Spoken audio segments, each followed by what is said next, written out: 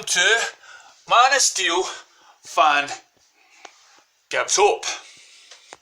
So, anyway, as you can see, there was one time in my life when I was passionate about Star Wars. Star Wars everywhere. Models, boxes, toys, games. I would just helped me through a lot of grief. And yes, I've spoke about Star Wars before. Right? Also, yeah, cool. Okay, I'm talking about the original. Right. So, yeah, so I was into Star Wars. I bought the books, bought the graphic novels, anything that had Star Wars name on it. The music used to, drive me crazy, you know, and even the original, the prequels got me excited, drove there, lightsabers waving in the air. Oh yeah, Star Wars. Now, not so much. Okay, not so much now. Why? Well, you know, the ones that are coming out just now. What was the film that done it? Star Wars, The Awakening, Force Awakening.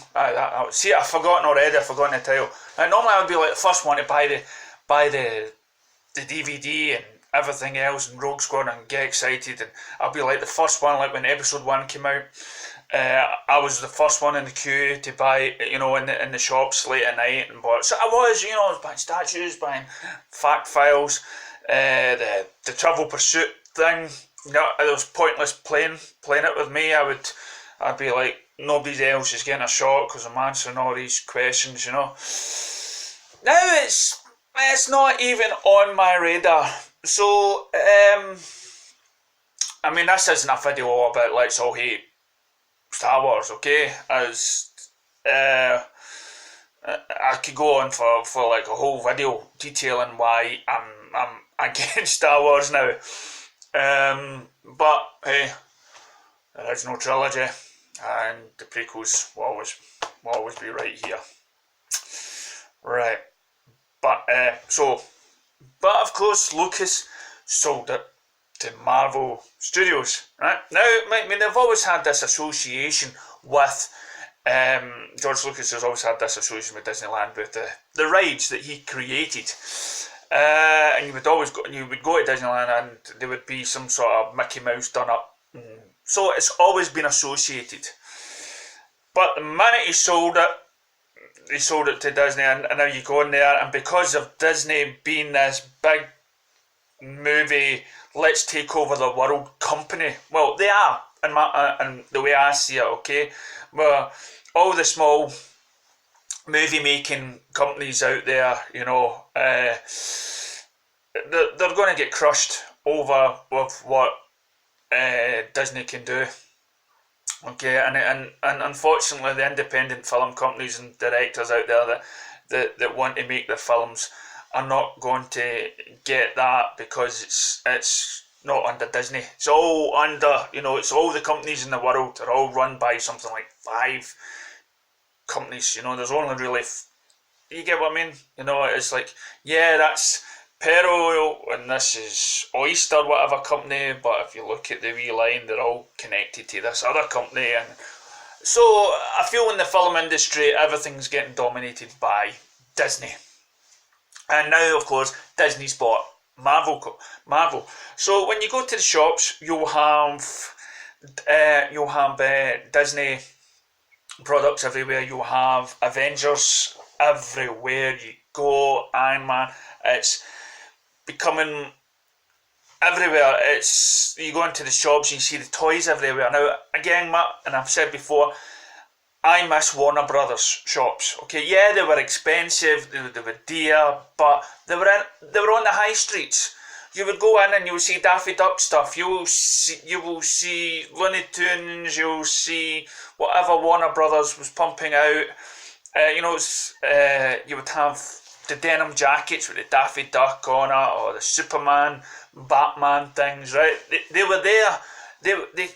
You want something Batman and Superman, or you want something whatever, go to Warner Brothers Studios. Now, not so much. I don't know what it's like in America, but America, if you are listening, Send us over, Warner Brothers Studios. Don't forget this online rubbish. Okay, let's as fans embrace the products. Okay, we go to toy shops and we're saturated with Disney toys, Disney Marvels, Disney superheroes, Disney. Not much on DC. Okay, the only place you get a wee bit of DC is roughly these days is if you go into a Lego shop. Okay, we want more stuff, but fortunately Warner Brothers isn't that sort of company that can afford to do this. They can afford to, Disney is taking over the market.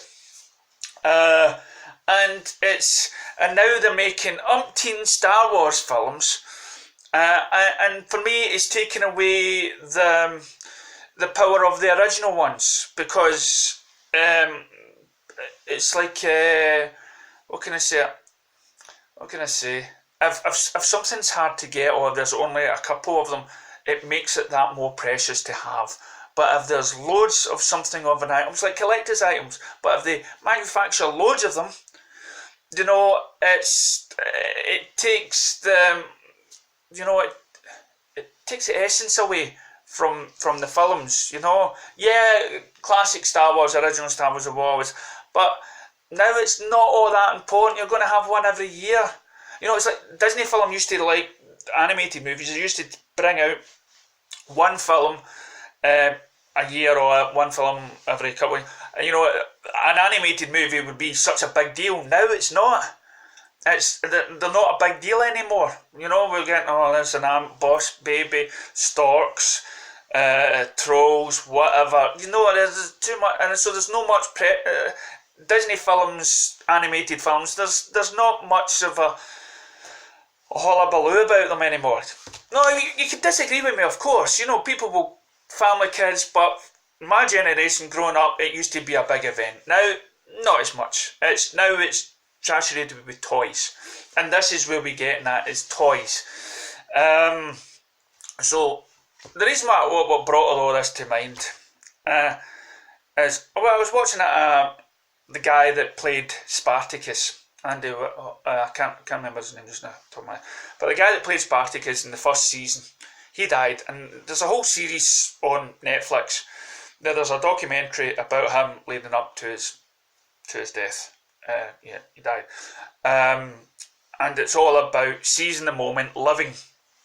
Live for the now and stuff like that. And there was a slogan along those lines. Live the now. And hence I'm dressing up as Superman. Oh, I'm just enjoying life, not taking two things serious. But then again, what is life without passion? And my passion now is these geeky things. If I'm hating Star Wars, then it's my passion to hate Star Wars. It's given me something to hate, and that Rogue One, I was really sleeping until the last 30 minutes of the film. But I'm passionate about DC. I'm passionate about what anybody says about my beloved DC. So that's what's making me like, it's not important on the grand scale of things. These films, these movies are not important when you look at the bigger picture. But it's something to get us pumped up about. So I've not watched the Star Wars trailer. Not slightly bothered about ever seen the Star Wars trailer. But I know people that have, and the one thing that I've drawn conclusions to is they're copying DC. Everybody is copying DC. Now, and I don't think there's a lot of people out there that's enjoying this, So yeah, I mean, why am I talking about this just now? Well, why not? Everybody else seems to want to put down DC Collider, okay? Now, I made a video about this before, about the daft post that they made about this so-called villain being the first ever Marvel superhero villain and comic book villain and whatnot. And I'm thinking, really? You've never seen Man of Steel? Fiora? You've never seen that? No? Enchantress? You've never seen that? Enchantress, Harley Quinn, first couple of films out of the DC box, and you've got big bad female villains. Katana, well, Katana, I don't know what you want to call her, villain, whatever. But you got Enchantress anyway, and you've also got Harley Quinn that is a baddie, okay? Baddie, well, depending on what way you want to look at her. But Fiora was right there, kicking Superman's butt, wanting to destroy the world. Okay, so get your biased opinions out the door. Now, Star Wars trailer. Back to the Star Wars. I'm getting excited.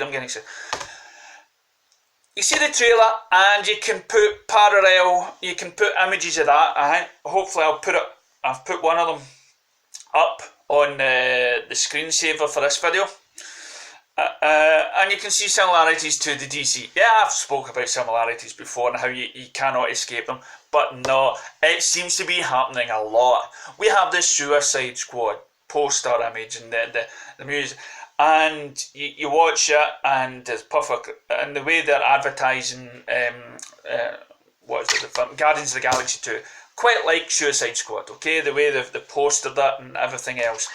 And then you got Ragnarok. Okay, they put that sort of music in there, the whole style of it, very much like Justice League, DC, whatever. And now you've got the Star Wars trailer.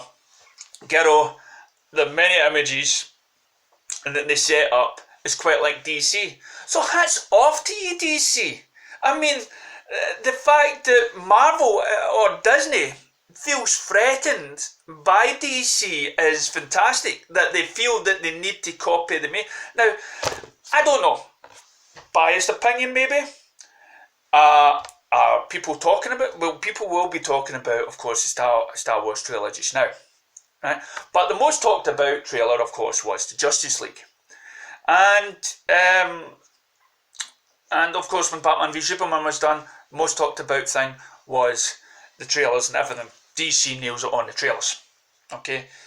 And now they're learning, DC is learning from the mistakes about what not to put in or what do put in to try and even make the best trailer ever. And as I said before in many videos, we don't want to see Superman in the trailers. We do not want to see Superman in the trailers. We want to be left alone for the movie. We're already pumped. We already want to go to see the film.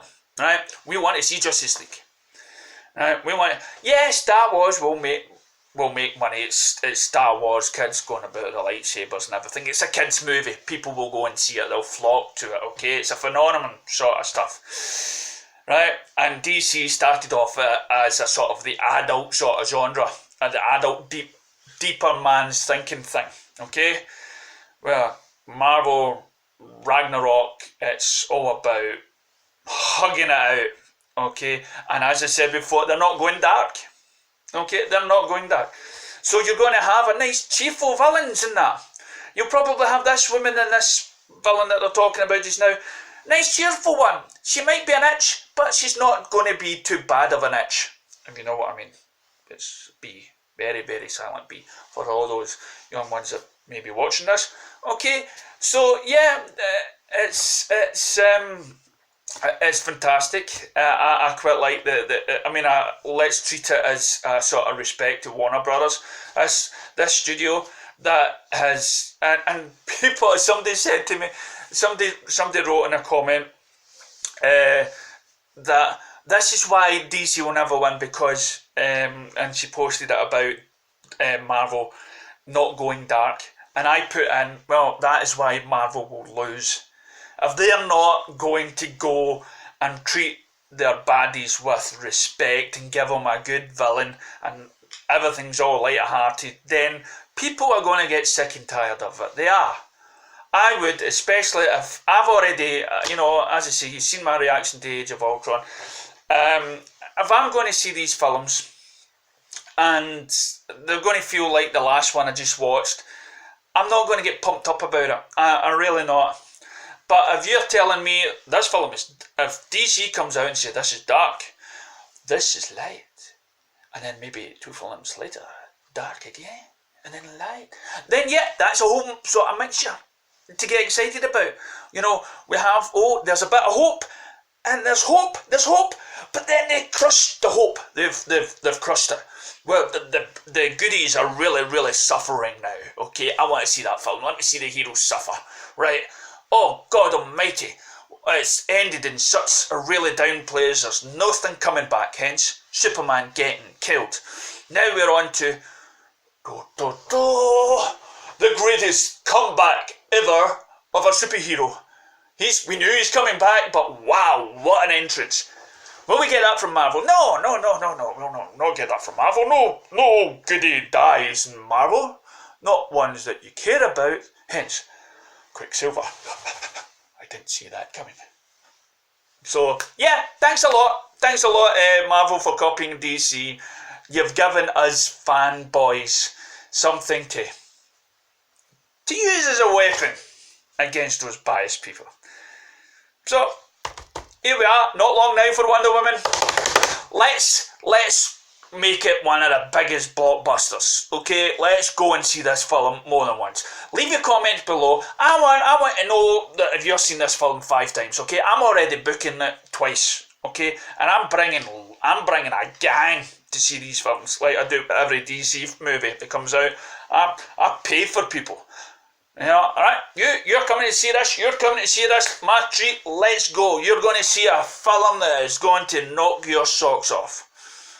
And to tell you the truth, most of the kids I've took to see BVS, well, the whole school is talking about DC, not as much as Marvel, because Marvel, as you get older, ain't as cool. Okay, this is Man of Steel Fan Give Soap. Hopefully giving you a wee bit of positive out there. Thank you.